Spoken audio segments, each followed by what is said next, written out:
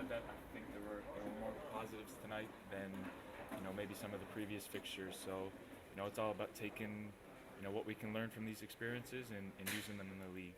Do you think you can do that? We've just spoken to the manager there, and he was reasonably positive about the second half performance. It certainly was improved. Do you think you can take that back into the league? I think so. These are the best players in the world, so the fact that we're stringing together passes, creating good chances, if we can do it against them, we should be able to do it against anyone. What happened in the first half? It seemed like it was almost too easy for the opening two goals for their striker to find space, and the fact that again it's kind of goals in quick succession. It's happened quite often in the Champions League. What do you think happened? Yeah, I think it's definitely something we can learn from. As I said, these are the top teams, and any chance you give them, they'll score it. So I think we had a little trouble closing out the wide areas. Maybe a little too much time to serve the crosses. But I think we adjusted well in the second half and kind of limited the chances they had. Just finally from me, sorry, that you seem reasonably positive. Obviously, a 3-0 defeat, but that you can take the positives from it. How is the atmosphere in the dressing room? Because it booed off the last two games at Ibrox, another reasonably heavy defeat in the Champions League. Is the mindset in the dressing room still positive that you can have good results going forward and it can still be a positive season? Yeah, I'm sure it can be a positive season.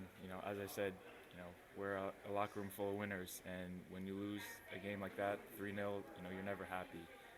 But there's two ways you can look at it. You can either sit there and sulk, or you can try and take something away. So I think that's kind of been the message from the boss, and that's certainly what we'll try to implement going forward. Slightly different role for yourself tonight. How did you feel that you acquitted yourself? Also, John Lundstrom picked up a booking and a suspension for the Ajax game.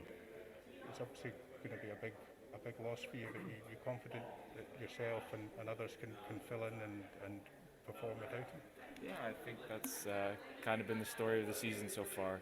Guys stepping up, young guys stepping up, filling in for guys who have gone out injured. So I think, obviously losing a character like Lunny will be difficult for us, but I think we can manage. I think we've got the talent to fill in for him, and it's a home game, so we expect a positive result. It's obviously been a very difficult return to the Champions League for Rangers. Is it your objective now to give your fans something to cheer and finish on a high at least? Yeah, I think that's going to be the main goal for us. The fans have waited a long time to see us play in Champions League, so to get a win at home would be special, and I think something that the fans definitely deserve.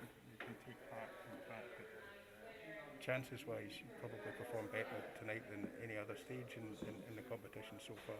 Perhaps Napoli at home, but if you sharpen up your finishing, then you can get something out of the game. Yeah, I think we, as I said before, we have to learn, what worked and what didn't work. But with the home fans behind us, I think we can create even more against Ajax, and as I said, shoot for a positive result. Europa League knockout rounds is still arithmetically possible. Is that something that is that an objective? It was our objective from the start to be playing European football after the break. I'm not sure exactly, how many goals we need or anything like that, but first and foremost, it's about getting a win, and then after that we can look at maybe how many goals we need or something like that. Jim, you said. Do you think that Napoli could win Champions League, according to you? I think they've certainly proved so far that they're one of the strongest teams in the competition. Having said that, not the best team doesn't always win Champions League, and we've seen that year after year. So they'll be up there, but we can't say they'll win it for sure.